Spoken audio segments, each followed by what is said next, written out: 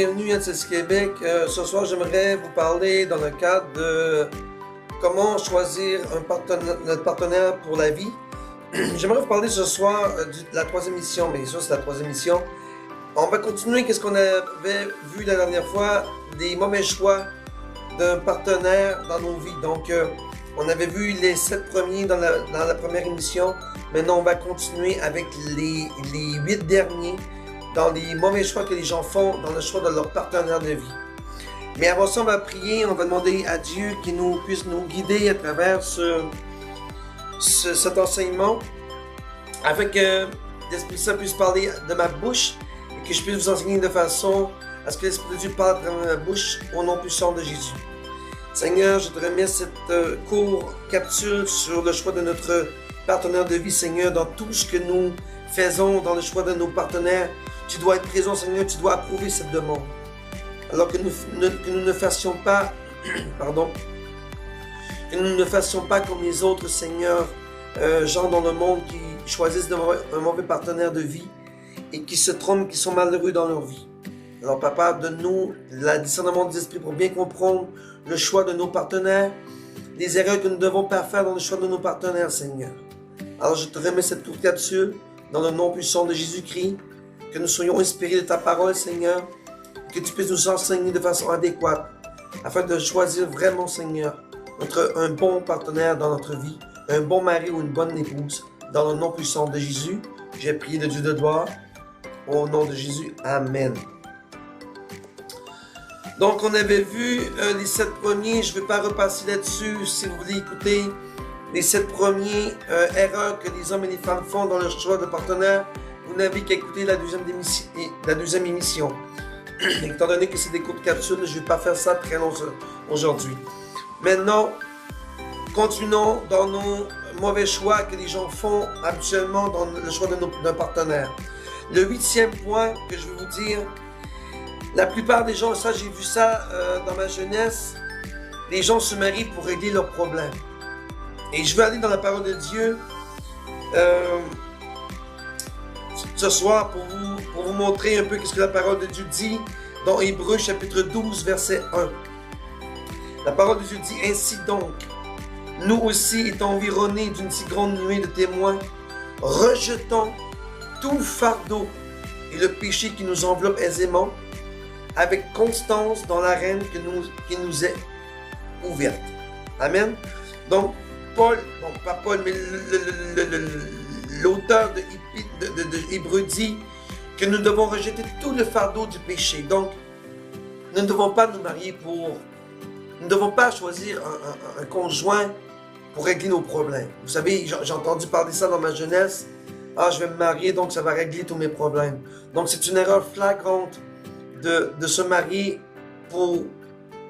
en pensant, en ayant la mentalité de régler nos problèmes, que ce soit financier, que ce soit dans la famille, que ce soit avec les parents.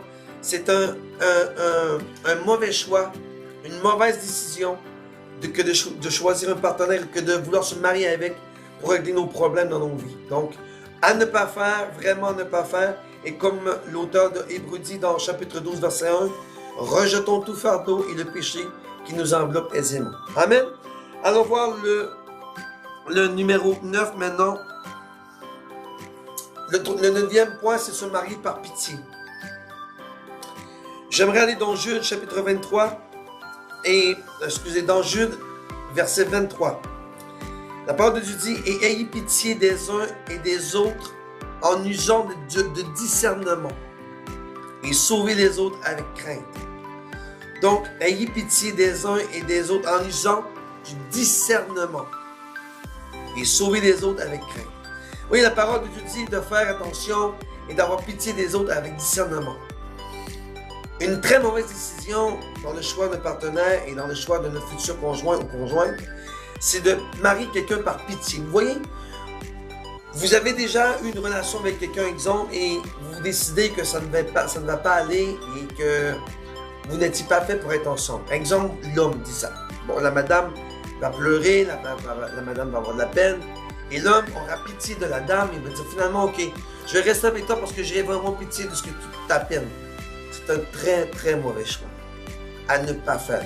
Et la parole de Dieu, je répète encore dans Jude, chapitre 20, Jude, verset 23, « Et ayez pitié des uns avec discernement. » Ayez le don de discernement des esprits. Ayez le don de discernement lorsque vous dites, « Ah, je vais te marier par pitié. » Ce n'est pas un bon choix. Vous ne serez jamais heureux dans votre couple si vous vous mariez par pitié. Donc, un choix à ne pas faire vraiment, à oublier dans votre vie, que de se marier par pitié, c'est vraiment une très, très mauvaise décision. Amen. Allons voir dans le numéro 10 maintenant. Et je passe vite ce soir. Une espérance insensée. Qu'est-ce que j'entends par espérance insensée? Allons voir dans la parole de Dieu dans 2 Corinthiens, chapitre 6, versets 14 et 15. La parole de Dieu dit dans le verset 14, « Ne vous mettez pas sous un même joug avec les infidèles, car qu'y a-t-il de commun entre la justice et l'iniquité? Et quelle union y a-t-il entre la lumière et les ténèbres? » Et le verset 15 dit, « Quel accord entre Dieu et Bélial, ou quelle part a le fidèle avec l'infidèle? » Amen. Donc, espérance inespérée. Maintenant, je vais vous donner l'exemple flagrant que je vois constamment et beaucoup que je vois. C'est que vous vous mariez avec une personne qui n'est pas chrétienne.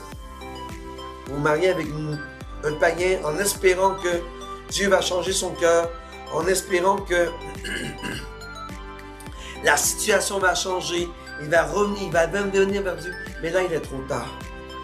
Il faut que la personne donne sa vie à Christ avant le mariage. Ou exemple, vous vous mariez avec un musulman, ou vous vous mariez avec une personne qui n'est pas en Christ, en espérant que Dieu va le ramener dans la bonne voie. Vous savez, avant de mettre l'union, avant de mettre cette alliance-là à vos doigts, il faut que la personne ait donné sa vie à Christ. Vous ne pouvez pas jumeler. La parole de Dieu dit, qu'y a-t-il entre Christ et Bélial? Vous ne pouvez pas mixer les deux. Vous ne pouvez pas mixer un chrétien qui est en Christ et un musulman qui, exemple, qui lui, il ne croit pas en Jésus, il croit qu'il est un prophète. Et, tu vois, il y a un conflit là. Donc, ne vous mettez pas sous le même joug avec les infidèles. La parole de Dieu le dit très bien. Alors, quel problème. Et je vois ça beaucoup présentement dans ma vie. Et j'ai beaucoup de misère parce que les gens font des mauvaises décisions que de se marier en espérant que la personne, moi j'appelle ça une espérance insensée, dans le sens qu'on se marie, mais je sais que Dieu va le changer durant mon mariage. Et souvent, ça n'arrive pas. Et souvent, ça fait des mariages qui sont bric-à-brac, ça fait des mariages qui ont des querelles, ça fait des mariages qui ont des divisions. Et là, vous avez des enfants. Les enfants ne savent pas où c'est mettre la tête, ils ne savent pas. Moi, je dois suivre maman ou je dois suivre la religion à papa. Qu'est-ce que je dois faire? Donc, ça fait des enfants un peu perturbés par la vie. Ça fait des enfants qui sont confus. Votre couple est confus. Votre relation est confuse. Donc, les espérances insensées. Je parle d'une personne se marie en espérant et en disant « Ah, Dieu va changer son cœur. Dieu va le ramener vers moi. Dieu va l'amener vers Christ. » Avant de faire l'action du mariage, il faut vraiment que la personne qui n'est pas connectée avec Jésus-Christ, qui n'a pas donné sa vie à Jésus-Christ, il faut qu'il le fasse avant le mariage. C'est très important. Vous ne pouvez pas mélanger Christ avec Bélial ou avec des païens ou peu. Amen. Gloire à Dieu. Allons voir le numéro 11 maintenant. Le 11e erreur que les gens font, et ça c'est une erreur flagrante qu'on voit beaucoup présentement aussi en 2021 et dans ma jeunesse et dans mon adolescence et durant ma vie, se marier avec quelqu'un pour sa beauté. Quelqu'un qui a beaucoup de mascara, qui a beaucoup de rouge à lèvres, quelqu'un qui flash, comme on dit en québécois, quelqu'un qui du tape à l'œil la main. Vous savez, le tape à l'œil, tu es peut-être belle ou beau extérieurement, mais en dedans, tu es pourri. C'est pourri en dedans, c'est pas bon. Donc, il ne faut pas se marier avec quelqu'un pour l'apparence extérieure. Il faut se marier avec la personne pour l'apparence intérieure, avec ce qui est intérieur. Et la parole de Dieu dit dans 1 Pierre, chapitre 3, verset 3, que votre parure ne soit point celle du dehors. Voyez?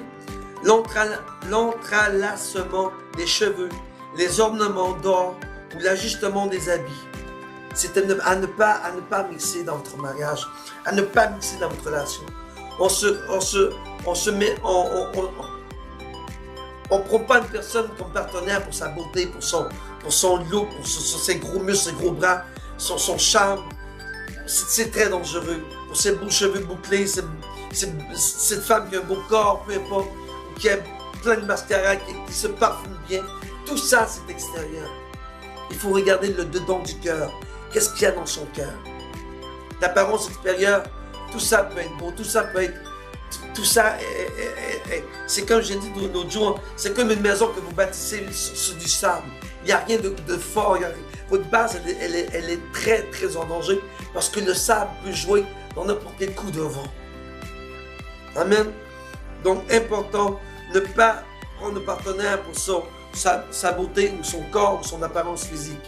Parce que c'est un problème qui peut être très dangereux et ça peut être un problème dans votre couple plus tard lorsque vous allez vous mettre en marche. N'oubliez pas que vous êtes avec la personne pour toute la vie. 3/4 de votre vie, lorsque vous mettez de l'alliance, il ne faut pas penser comme les païens, ah si ça ne fonctionne pas, dans 3-4 ans je vais divorcer ou je vais séparer. Non, Dieu ne veut pas qu'on se divorce. Et je vous l'ai dit ça l'autre jour. Dieu n'est pas pour notre divorce et les séparations.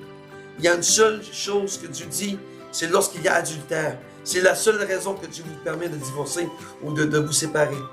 Ou bon, il y a bien sûr d'autres cas, que lorsqu'il se marie, une femme battue, tout ça, bon, c'est sûr que Dieu ne demande pas de vous séparer, mais de sortir de la maison, ça vous pouvez le faire, il n'y a pas de problème. D'accord? Donc, si vous avez des questionnements là-dessus, venez voir votre pasteur. Demandez à votre pasteur. Ça va me faire plaisir de répondre à vos questions sur tout ce qui a trait à votre partenaire de vie, à votre futur mariage. Vous savez, les cours de préparation au mariage, c'est en vue de vous préparer justement pour ne pas vous fassiez d'erreur. Amen. Donc, Pierre dit encore dans chapitre 3, verset 3, que votre parure ne soit point celle du dehors. Amen. Le 12e point, grossesse accidentelle. Et là, on va aller dans Osée, chapitre 2, verset 5. La parole de Dieu dit, « Car leur mère s'est prostituée, celle qui les a conçus s'est déshonorée, car elle a dit, j'irai après mes amants, et qui me donnent mon pain et mon eau, ma laine et mon lin, mon huile et mon breuvage. » Amen. Une erreur qu'il ne faut pas commettre, c'est que lorsque tu fais une erreur dans ta vie, et que tu as malheureusement l'accident de tomber enceinte, que tu as un enfant avec une personne, cela ne t'oblige pas. Cela ne t'oblige pas à te marier avec la personne. Ce n'est pas biblique, ça. C'est une erreur de la vie. C'est une erreur qui peut arriver à tout le monde. C'est sûr que Dieu te dit de ne pas coucher avec un homme avant le mariage. Mais on est charnel, mais on peut faire cette erreur-là dans notre jeunesse et demander pardon à Dieu. Mais ça ne t'oblige pas à te marier avec la personne qui a été l'instigateur ou la personne qui t'a fécondé. Donc, si tu es enceinte de quelqu'un que tu n'aimes pas, que c'est une erreur de ta vie, la parole de Dieu ne te dit pas de te marier absolument avec la personne. C'est une erreur, et Dieu va te pardonner pour ce péché-là. Donc, une grossesse accidentelle qui n'est pas voulue, qui est vraiment une erreur de la vie, Dieu ne dit pas, oh, tu dois te marier avec la personne. Non, au contraire. Dieu te dit, tu n'es pas obligé de te marier avec la personne. D'accord? Et là, on peut aller voir encore dans Osée, comme je l'ai dit, la femme de Osée qui était prostituée. Vous voyez, c'est des grossesses qui étaient non voulues, des grossesses accidentelles. Et Dieu ne t'oblige pas à te marier avec une femme ou un homme, avec une femme qui a eu un accident. D'accord? Donc, si la personne, elle se sent coupable, elle dit, bon, je suis enceinte, je dois me marier avec l'homme qui m'a enfanté. Non, tu n'es pas obligé de le faire.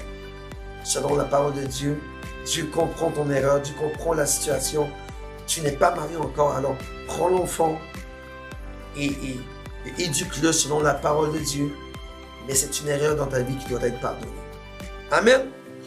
Le 13e point, et ça, on ne voit pas ça au Canada, mais on voit ça plutôt beaucoup dans des pays.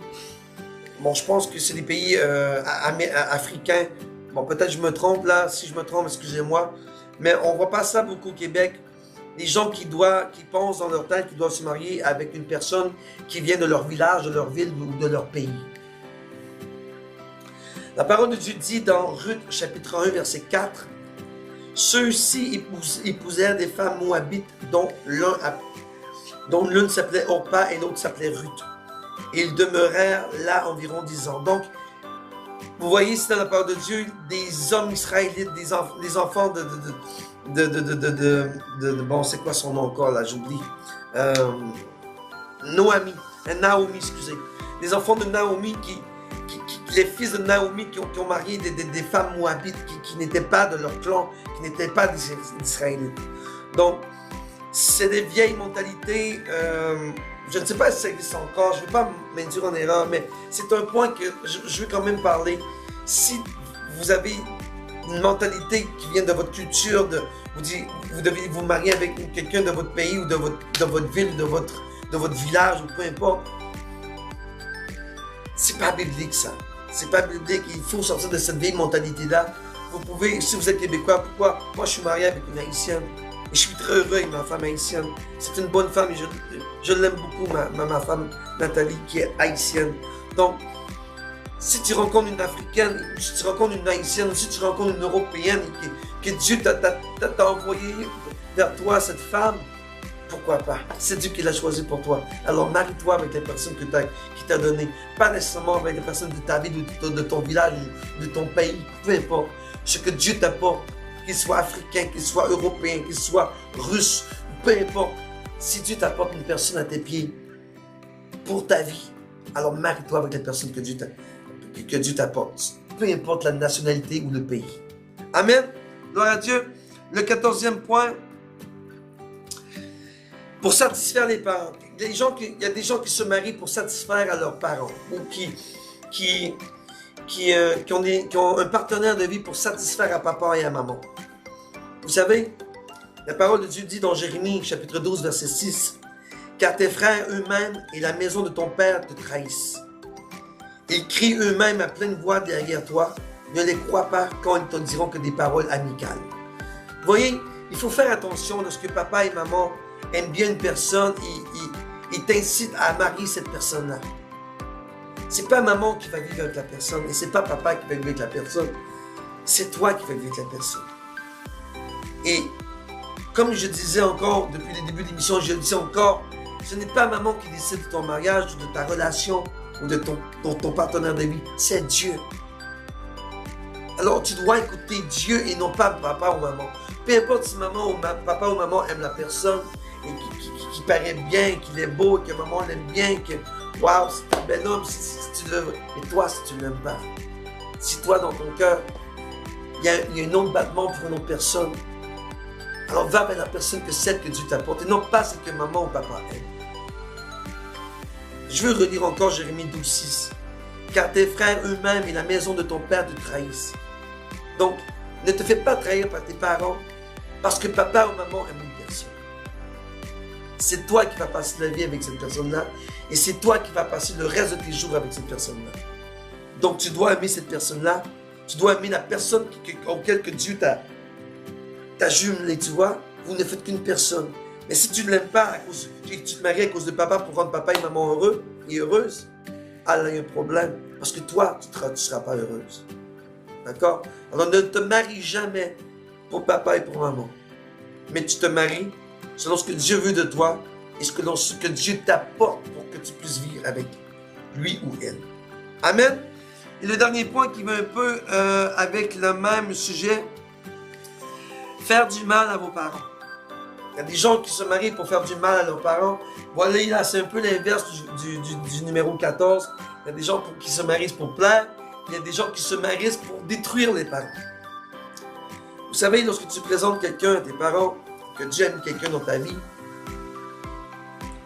que tu présentes la personne que Dieu t'a assignée à papa ou à maman et que papa et maman n'aiment pas la personne, ce n'est pas à eux de choisir pour toi. Si Dieu te l'a donné dans tes mains, c'est pour que tu sois heureuse. D'accord? Mais si ton père ou ta mère, et là je parle de faire du mal à tes parents, si ton père et ta mère n'aiment pas quelqu'un, ou il aime quelqu'un, peu importe, et que tu te maries, pas parce que tu aimes la personne, mais juste pour faire du mal, et bien là, c'est malheureux, mais ton mariage ne sera pas heureux. Parce que ton mariage, ton partenaire n'est pas ce que ton cœur désire. C'est seulement la revanche que tu fais. Alors, je ne vais pas passer beaucoup de temps sur ce point-là, parce que je n'ai pas vu ça souvent dans ma vie. Mais c'est quand même un point que j'ai entendu à mes oreilles. Et il y a des gens même de l'Afrique qui me parlaient.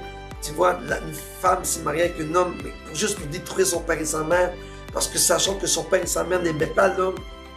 Mais la fille, c'est pas parce qu'elle aimait l'homme, c'était seulement pour faire du mal à ses parents. Parce qu'il y a eu, soit qu'il y a eu conflit dans la maison, soit que ses parents en tout cas. Ne te marie pas pour faire du mal à tes parents. En fait, la parole de Dieu dit honore ton père et ta mère. La parole de Dieu ne te dit pas de faire du mal à tes parents, mais la parole de Dieu te dit d'honorer ton père et ta mère. Alors marchons dans la voie de Dieu, honorons nos parents, et ne faisons pas de mal, ne faisons pas un mariage catastrophique en déshonorant nos parents et en leur faisant du mal. Amen. Voici ce qui conclut notre émission de ce soir. C'était quand même rapide, mais c'était quand même bien. Et on va prier avant de partir et on va se revoir la semaine prochaine pour la poursuite de comment déterminer notre partenaire de vie. Amen. Seigneur, merci pour le petit cours que tu nous as donné. Merci pour la petite capsule que tu nous as donnée ce soir. Merci de nous avoir inspirés. Merci d'avoir parlé à travers ma bouche afin de pouvoir instruire mes enfants, Seigneur. Afin d'instruire ceux et celles qui ont des doutes, qui ne savent pas trop comment choisir. Alors merci Seigneur pour l'instruction. Merci pour la fondation que tu nous donnes. Merci si Seigneur, il y en a qui écoutent ça, que ça les fortifie, que ça les remet dans la bonne voie, Papa. Alors merci pour ces instructions divines. Merci pour ta parole céleste, Seigneur. Et que tous ceux et celles qui écoutent cette émission, Seigneur, soient bénis à travers ce message. Au nom puissant de Jésus-Christ. Alors que le Seigneur vous bénisse, que le Seigneur vous garde, que le Seigneur vous protège, que son visage reluise sur vous et qu'il vous donne la paix. On se voit pour la prochaine capsule. Soyez bénis, que Dieu vous bénisse abondamment. Au nom puissant de Jésus-Christ. Amen.